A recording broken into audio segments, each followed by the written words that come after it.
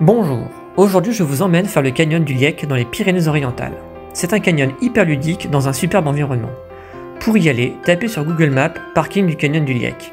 Une fois garé, vous remonterez la piste jusqu'au panneau d'information où vous emprunterez le chemin de descente. Pour le décrire, deux parties entrecoupées d'une marche en rivière. Voici le topo officiel avec, entre les traits rouges, les deux parties.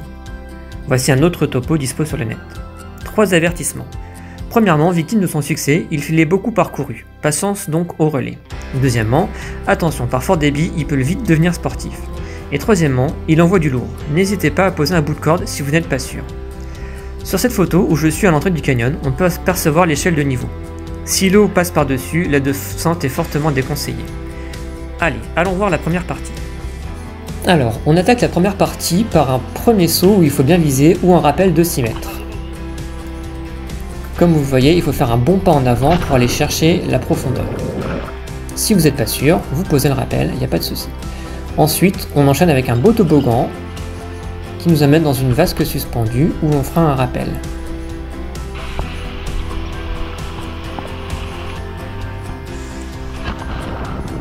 A noter qu'il est aussi possible de faire un saut dans cette vasque en prenant, comme on le voit ici, en rive droite et en sautant en plein centre de la vasque. On arrive ensuite à un rappel de 12 mètres. Alors moi souvent je mets une corde un petit peu plus courte car en fait passer le premier ressaut où on voit Mélodie, et ben en fait ça devient un toboggan.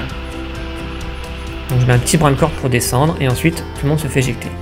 Voici la vue du toboggan avec le rappel que l'on voit et on va voir un tout petit peu derrière le premier toboggan que l'on avait pris de 8 mètres. Voilà, donc une belle vasque suspendue. Et là on voit à la fin donc un beau toboggan qui éjecte un petit peu. On le voit sur la photo ici. On arrive ensuite par une main courante dans une belle vasque, donc on ne passera pas par l'actif à droite que l'on voit ici, mais bien par la main courante où on va arriver sur différents sauts de différentes hauteurs et éventuellement même de la désescalade pour ceux qui ne veulent pas sauter. Donc voici une petite vidéo à 360 du saut le plus haut.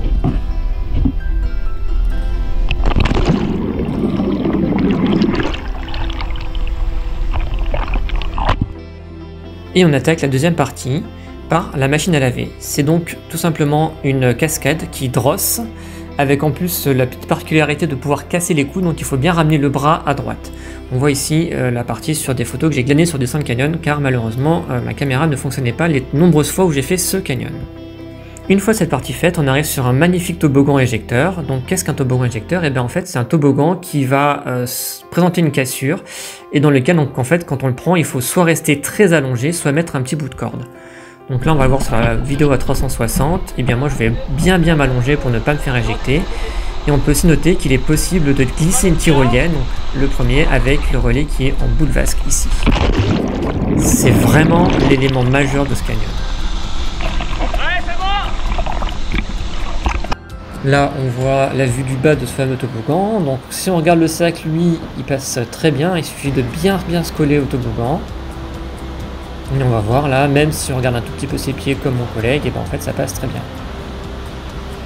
Ensuite un petit toboggan de 11 mètres, alors là on fait un petit barrage pour bien augmenter le débit, car en faisant ça, et ben en fait on peut passer les deux petites étapes du S en une seule fois. Là il n'y avait pas assez de débit donc on se fait arrêter au milieu, mais quand il y a un petit peu plus de débit comme là, et ben on peut se faire éjecter jusqu'à la fin. On arrive ensuite à un rappel traditionnel d'une quinzaine de mètres, que l'on peut prendre aussi en rive droite hors eau si jamais il y a trop de débit, et on voit là sur la partie de droite la fin du canyon avec les petites cascades que l'on va voir un petit peu mieux ici. Donc en fait il s'agit de 3 petites cascades que vous pouvez prendre soit en toboggan soit en saut. Donc là on avait la première, on voit ici la deuxième, un petit peu au fond la troisième. Donc voilà, c'est un toboggan hein, comme je vous le disais.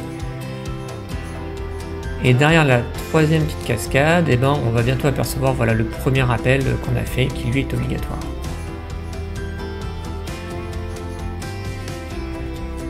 C'est un petit peu la caractéristique de ce canyon d'avoir dans ces fameuses 3 vasques suspendues qui se déversent les unes dans les autres. On les retrouve beaucoup sur les photos des pubs des canyons des Pyrénées-Orientales. À la fin de ces 3 vasques, vous pouvez soit sortir, soit comme nous, faire les 2 derniers petits obstacles. Donc il s'agit d'un tout petit toboggan.